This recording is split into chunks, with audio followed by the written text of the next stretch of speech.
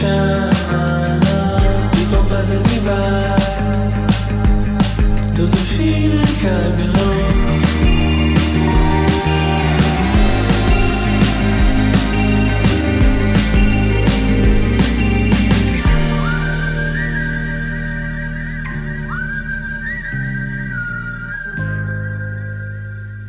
Hey, guys, just a quick heads up. If you happen to be sitting next to somebody you love, in just a minute, I'm going to toss you a softball, okay? Just know that it's coming. Don't swing and miss, okay? All right.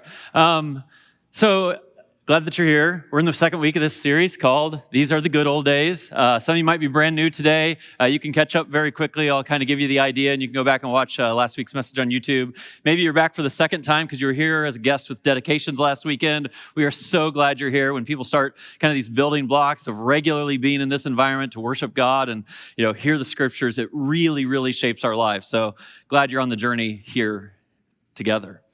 All right, I have one question for you. I want you to kind of think about this, and then I'm going to ask you to turn to your neighbor and just kind of quickly answer this question. The question is, tell me about one of the best decisions you've ever made. Tell me about one of the best decisions that you've ever made. I'm going to give you just a couple minutes to think about it, and then I'm going to ask you to turn, somebody sitting next to you, tell me about the best decision you ever made. Think about one of the best decisions you've ever made. You got it? All right, just turn to your neighbor and mention that.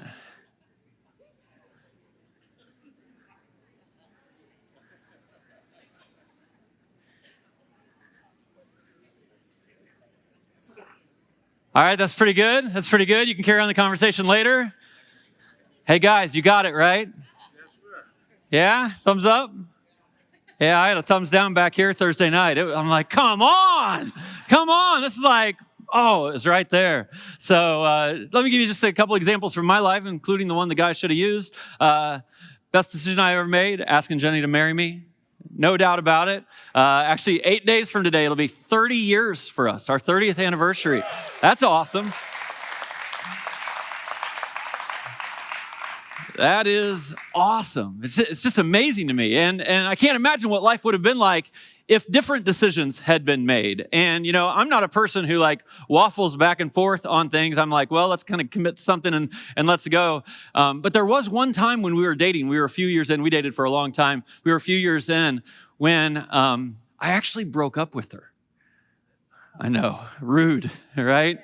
We were at her parents' house. I'm like, I just think this is the right thing to do. And I broke up with her, and I walked out to my car in the driveway, and I stood there leaning on my car, and it hit me. Greg, you just made the biggest mistake of your life. And then I had another decision to make. Am I going to swallow my pride and walk back in there, get on my knees, try to fix things, all that, which I did. And I'm like, oh my goodness, we broke up for 20 minutes. That's what we did.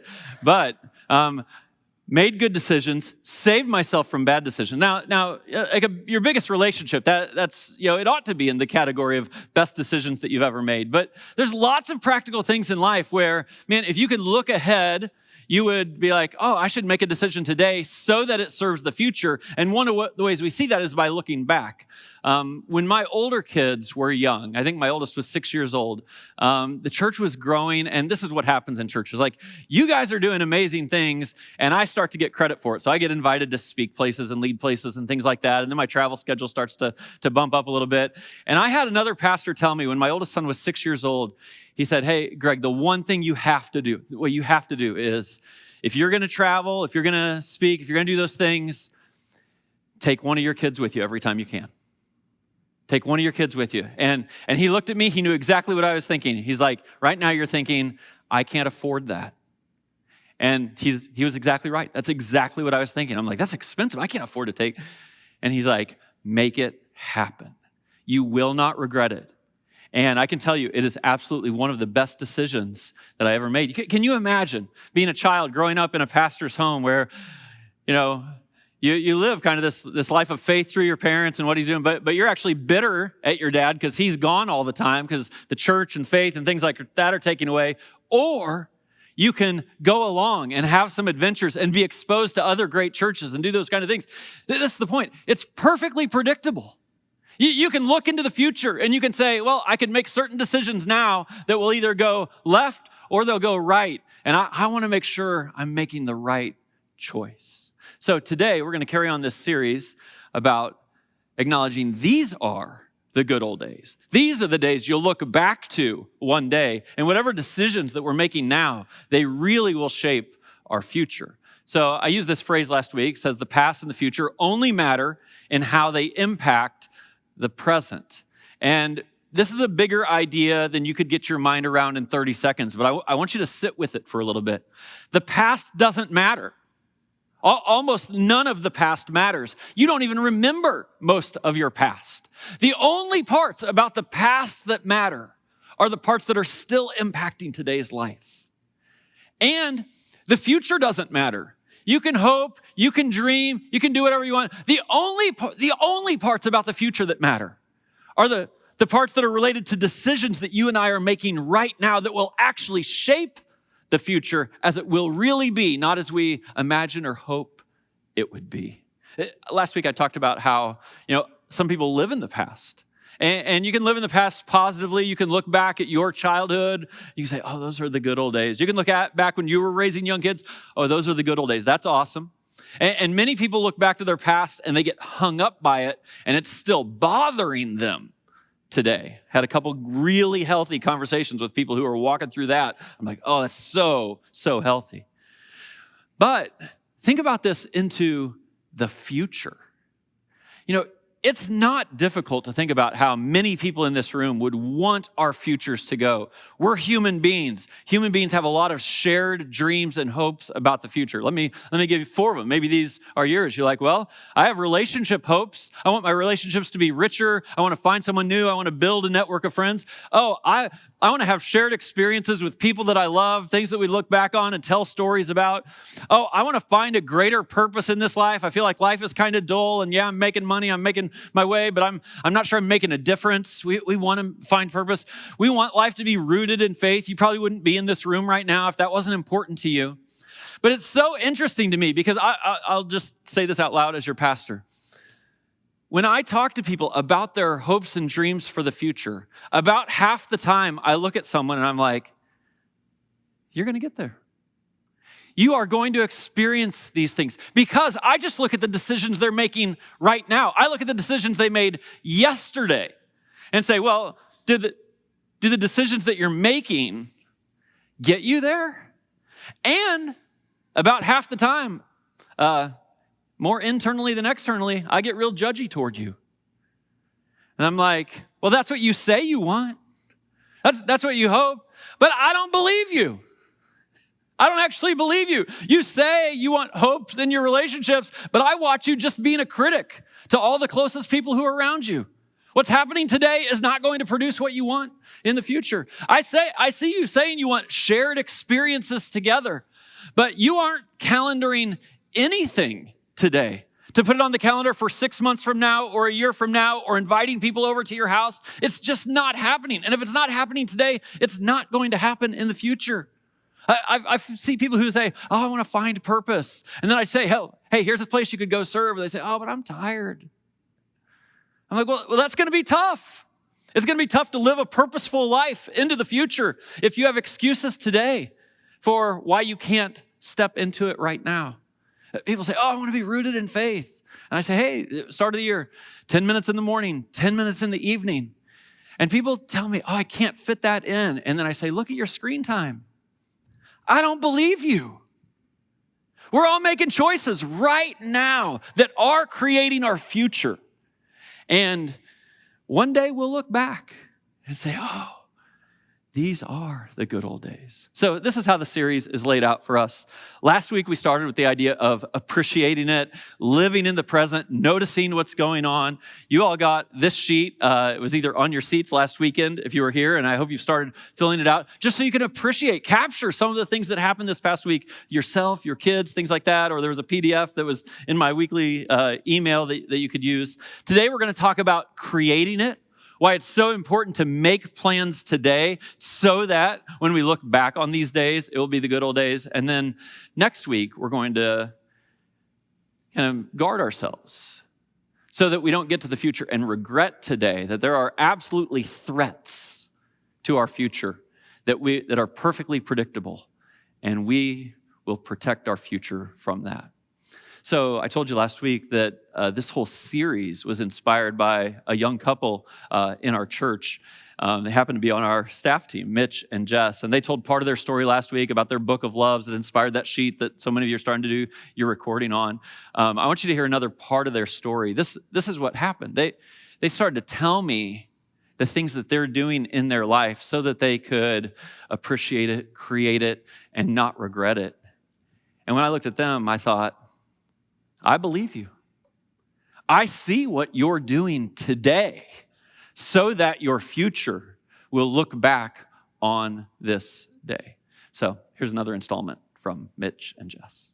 I actually really like routine. I need routine. But at some point I realized something, like if we're not careful, you can spend all of your energy maintaining your life without ever actually creating a story. And what I grew to be afraid of was like we'd wake up 10 years from now and realize that we'd spent all of our time like working, managing schedules, paying bills, living normal life, and never actually do anything memorable with it. For me, it wasn't about needing some big adventure. It was realizing that memorable moments don't usually happen by accident. You have to make space for them. And as our kids have started to get older, it's become something that's been harder for us to ignore because we're not just living our story, we're trying to create theirs as well. I think for a long time, you and I both assumed that like magic and memories happened when like the stars aligned and everything was perfect. But what we started to see and realize was that you just ended up waiting and didn't actually create anything. Yeah, so we started to build small traditions in our lives because we know that there were moments that we were going to be able to live again and again. One of the simplest examples that we have are Friday nights. Every Friday night, most of the time we end up making pancakes and bacon. Yeah, and now it's something that the kids look forward to, and honestly, we look forward to as well. Sometimes it is pancakes or breakfast for dinner. Sometimes it's taste bud nights is what our daughter calls it, where everybody gets to pick what they want and we have to make it all somehow work. One time, we tried to make it healthier because, sprinkles and chocolate chips are a part of pancakes. And so someone bought turkey bacon. It was terrible. One of the worst things I've ever eaten in my life. And it immediately became a lesson in why some traditions just shouldn't be improved. But as I look back, even from today, like it's never really been about the pancakes. It's been about having something that just belongs to our family. Yeah, and we're still trying to figure this out because we want more moments like this together.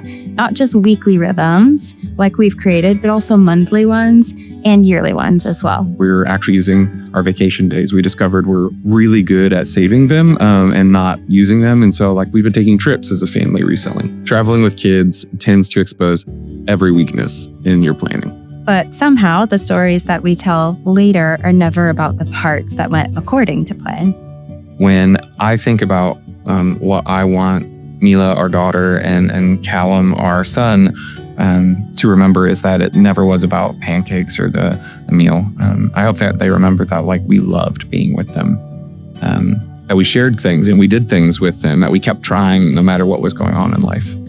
That we didn't spend our whole lives waiting for someday, that we intentionally made space along the way. Because everyone has a story.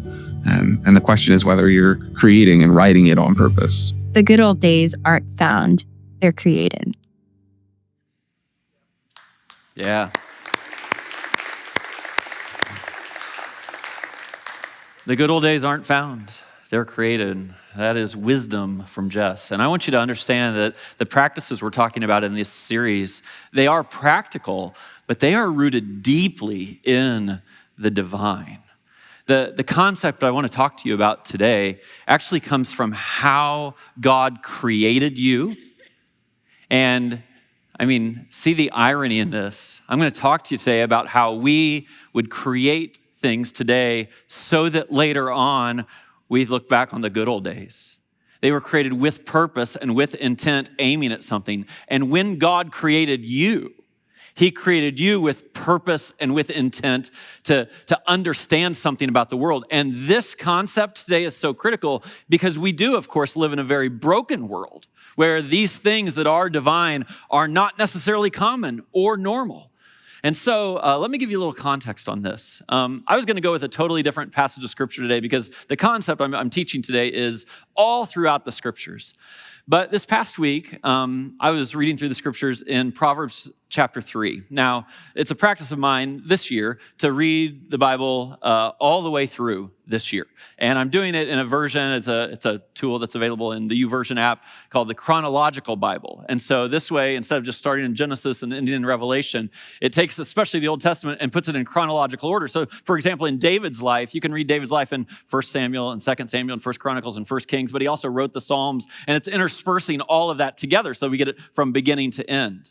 Well, again, just to be an example, the practice of reading the scriptures every day will put you into a place that you want to be later on. So this past week, I was in Proverbs chapter 3. So this is Solomon. This is David's son, the wisdom of Solomon. You may or may not know that Solomon wrote 3 of the books that are in the Old Testament. And he has a theme that he comes back to over and over and over again. And it's the theme for today. Before I name the theme to you, let me read you some passages from Proverbs 3 that are really about the vision for if you get this right in your life, then life can be like this. Okay, this is what he says. I just imagine you'll like this like I do. He says, this will bring health to your body and nourishment to your bones. Who wouldn't want that? To be able to take a deep breath and just say, yep, health to my body, nourishment to my bones. I'm in a good place. He says, then your barns will be filled to overflowing and your vats will brim over with new wine. The problem you're going to have if you put this into your life is that you might have too much, not that you don't have enough. If we take what Solomon gives us here, he says, you'll go on your way in safety and your foot will not stumble. He's not saying there's not threats in the world. Of course there are threats in the world. What he's saying is you'll be able to identify the threats, prepare for them, and you'll make your way through them. I don't know if you all know this, but during the Thursday service, just the other night, all the phones went off 5 minutes into my sermon. Tornado warning. And all of a sudden, we have to run our protocols, right? Of like, okay, get the kids to a safe place, get the adults to the safe place. Our biggest challenge is that moms don't get to go get their kids. Oh, you moms, I know you're like, my baby. We ran it flawlessly. Why? Well, you knew Thursday morning we might have a storm Thursday night. Our team reviewed all the protocols. When everyone's phone went off, Mitch was standing next to me within 5 seconds telling everybody what to do. This is the point. You can't solve for everything, but if there are threats out there that are predictable, with this thing Solomon gives us, he's like, oh, you can be safe. You won't stumble. He goes on, you will not be afraid. Wouldn't it be nice to live a life that's not marked by fear? Not because nothing can go wrong, but because you're confident you have done everything you can to prepare for what might go wrong, and the rest is in God's hands, and God is trustworthy. You and I could live that way. And this is a little bit more beautiful. When you lie down, your sleep will be sweet. I'm just wildly curious, like, was your sleep sweet last night? There's a way to construct your life where your sleep will be sweet. And this ranges everything from like not eating nachos at 9 p.m. to not being in a place where your mind spins and won't let you go to rest. And then there's a little bit of a turn in this, but it's an important one. Here's what Solomon says. My son, do not despise the Lord's discipline and do not resent his rebuke, because the Lord disciplines those he loves. He's saying, if you're not currently on this path, then I'm trying to jostle you here. You might feel judged a little bit. You might feel disciplined, but that's a good discipline. It's the discipline you want so that you can get on the right path. And this is such a big, big concept. You may be familiar with a proverb that says, train up a child in the way he will go, and when he is old, he will not depart from it. Now, this is very important about the Proverbs. The Proverbs are not promises. They're not guarantees. It's not if you do this, then 100% this is what's going to come about. What's happening in the Proverbs is a very wise man is observing the world, and he's saying, typically this is how things work. Typically this is how things work. And if you would pay attention to how things work, then you'll be able to make decisions now about a perfectly predictable future. So the idea behind Solomon is the idea of wisdom. Wisdom. Now, I'm going to give you a definition of wisdom in just a moment, but let's just clarify what wisdom is and what wisdom isn't. Wisdom is not knowledge. There are lots of people who know lots of information. We are not information short in our world today. You have a device in your pocket that can get you any information that you need. Wisdom is not about being smart. It's not about having the most knowledge. Actually, the scriptures say knowledge puffs up, but love builds up. Wisdom is something distinct from knowledge. Wisdom is being able to look at the world and put the pieces together. Someone might say, oh, you're wise beyond your years. And that's because a lot of times experience is what gives us wisdom. You can observe how relationships went south, and next time, do it better. You can observe so that you don't have the wool pulled over your eyes. Wisdom is available, but the people who are wise, this is so important, are people who notice. And then they put it into their life to say, okay, so if I create this today, then tomorrow will be this way. Wisdom is a prominent theme throughout the scriptures. You know, in the New Testament, all the time it says, hey, you will reap what you sow. You will harvest what you plant. And here's the big idea. You can just live with this. Wisdom understands today is connected to yesterday. And tomorrow is connected to today. Now, this might seem like the most basic thing to you, but we all know people who something happened to them yesterday, and they're like, I didn't see it coming.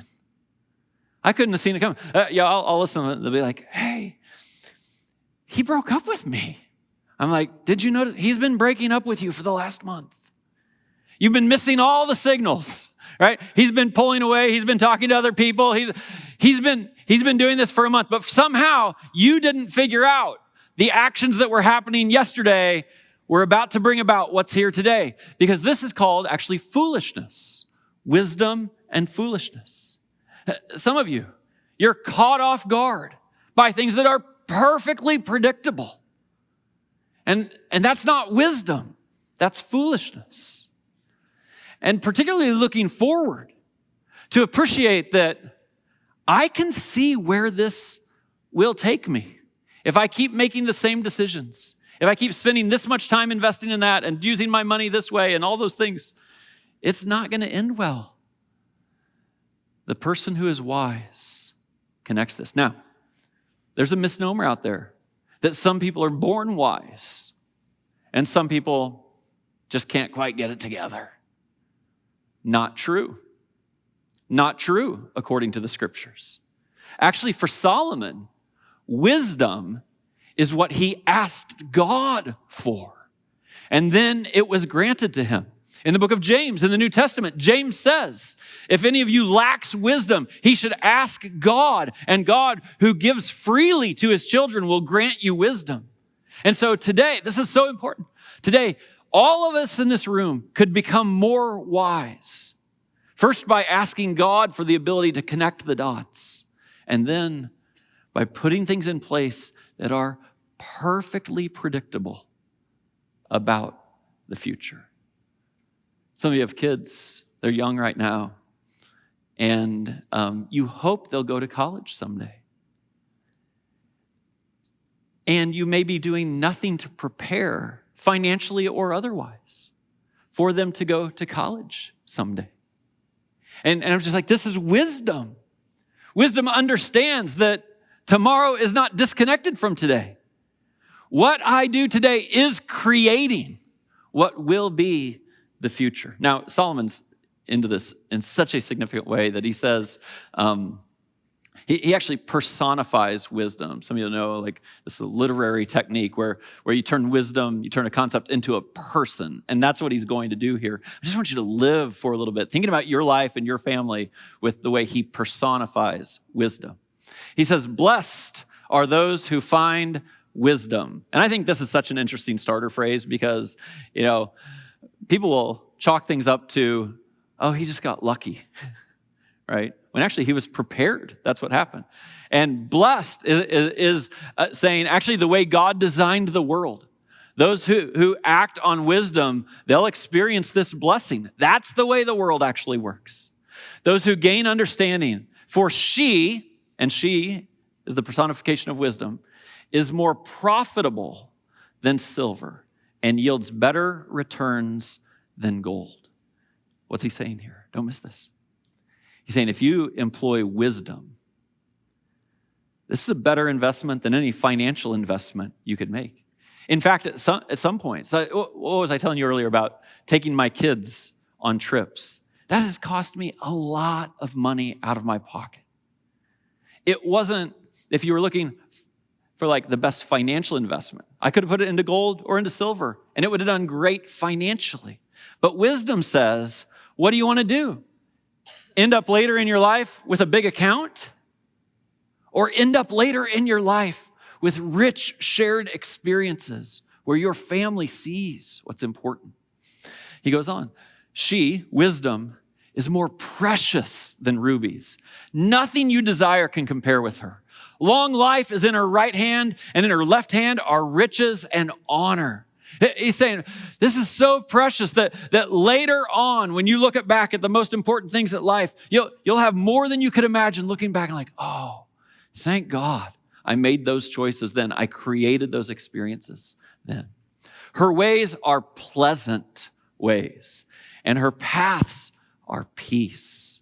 And I think on the relational side of this, just think about how we kind of engineer our relationships. This is encouraging a healthy casualness to relationships, where the relationships aren't marked with pressure. The relationships are pleasant. There's space for extra conversation. There's room at bedtime with the kids to let us have a rich experience, not just get their head on the pillow. There's room for this because it's pleasant and peaceful if we've prepared with wisdom. Wisdom, is a tree of life to those who take hold of her. It's the life we all want. So he concludes this way, my son, do not let wisdom and understanding out of your sight. Preserve sound judgment and discretion. And so today I'm going to invite all of you to think about where you want your life to be into the future and appreciate that the decisions are here to be made right now. And there are perfectly predictable things about the future that you can decide right now. Some of the things you'll need to decide are to create experiences. I think this is a good warning about wisdom to say, hey, also with good judgment and discretion. Some people in this room, you have things going on in your life right now, and you're probably hiding them from people. They're secrets. You don't want them to come out. But it's perfectly predictable. They're probably going to come out. And you can just stay in those paths, or you can be wise and understand the decisions you're going to make today are connected to tomorrow. So would you grab that magnet that's on your seat right now? You didn't even know that was a magnet, did you? But sure enough, this is going to end up on some refrigerators, some different places. And we want to give you a tool, just as we did last week, to think about the future. So there's 4 boxes here. I've started to fill mine in a little bit, and it's just an encouragement. This is under the idea of the good old days aren't found, they're created. And wisdom lets us see what is perfectly predictable into the future. So let's put it in our lives now. It would start with saying, well, what story do I want to tell? In the Lee family, this has been our mantra for almost 30 years now. We just say, well, in the Lee family, we're generous and we take responsibility. Yours will probably be different. I'm not asking you to copy mine. I just know what we're aiming at.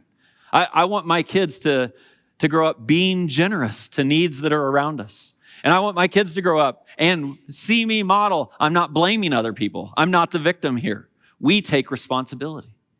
This is the story I want our family to tell. You decide what story you want your family to tell. Weekly, the Wrights are talking about breakfast for dinner. That's a pretty good weekly rhythm. And I think appropriately right-sized. So you can do that every week. And traditions that your kids will look back on are very significant. In my world, I've forever taken my kids out for breakfast on Friday morning, right? So now it's my 7-year-old, Davion, and I, almost every Friday morning. And you don't have to get too technical about it. I mean, we probably made 40 out of 52 this year. And just think about what happens at breakfast. We go to McDonald's. We sit there in March. We fill out our NCAA brackets. I ask Davion almost every Friday morning, instead of saying, hope you have a good day at school, I'm like, Davion, who are you going to help at school today? Who are you going to help at school today? This is a different question. It comes with some intentionality. I know it's perfectly predictable. Does he nail it every day? He does not. That's the point, right? I'm laying down things I want him to pick up. And some days he does, and increasingly he does. When we're at McDonald's every Friday, and he wants extra salt for his hash brown, which he wants every Friday, I'm like, well, you'll need to be the one to go up to the counter to ask then, right? Dad's not going to go do that. And we're just embedding, underneath lots of things, there's this core habit every week, and we have a blast. We figured out on Friday we can ride our bikes to McDonald's now that he knows how to ride a bike. So we'll see how that goes. I'm curious for you, monthly, annually, weekly, as a parent or as a grandparent or as a high school student where you're studying the course, or as a college student, you're like, oh, this is what I want my life to be about. It would be inconsistent for me to say, I want my life to be about that in the future, but today, not today. We put these things in to our lives. One of the things my parents did with all their grandchildren, of course, including my kids, is to say, hey, the year a grandchild turns 10, we take them on a trip. I know my parents aren't the only ones doing this. I think there must be some grandparents page on Facebook where everybody's doing this now. But there is a certain intentionality or a wisdom, I would call it, to say, I don't want the days just to slip away. I'm going to put something on the calendar. I want to share these experiences with my kids or with my grandkids, and I'm going to make it happen. So where in real life does this intersect? Well, these are the same 3 answers as last week, and spoiler alert, you're going to get the same 3 answers next week also. With your money and with your time. This is where real life lives. Life is slipping away. I need to look somebody in the eye. Your potential future is slipping away while you're scrolling each night. That's all that's happened. This is perfectly predictable. We can get judgy toward other people and be like, you should have seen that coming. But we're all walking around with a device in our pocket that is mostly stealing life from us. And you have to pay attention to your money and your time. I could not afford to go out to breakfast every Friday with my kids if we were going out to a $40 breakfast. You know what Davion and I do? We go to McDonald's, we get the big breakfast with hot cakes, and we split it. I'm out of there for $8 every single Friday. And one of the fun things about the tradition is, this started when he was 3 or 4 years old, and I ate 80% of the breakfast. And now I'm lucky if I get the biscuit, all right? This is the way it works. But we decide how can we navigate this with our money and with our time, just to create the memories. It has to do with our life with God. To imagine God, help me see the future. God, I want to embed faith in my children. Last week when we have the dedications up here and these parents promise, and I know it could seem like just informal vows, but they're promising to pray for their children and with their children. They're promising to remind their children of their love and God's love for them. They're promising to adjust their own lifestyles, which definitely have sinful patterns in them. To say, oh, I can't do that anymore because I'm setting an example for my kids. Oh, life with God. This shapes that. And then, of course, it's all relational. You were made to be a relational being. And so, Suncrest Church, I just want to ask you today to create it. To take the wisdom of Jessica Wright and say, the good old days, they aren't found. They're created. We are all making decisions today.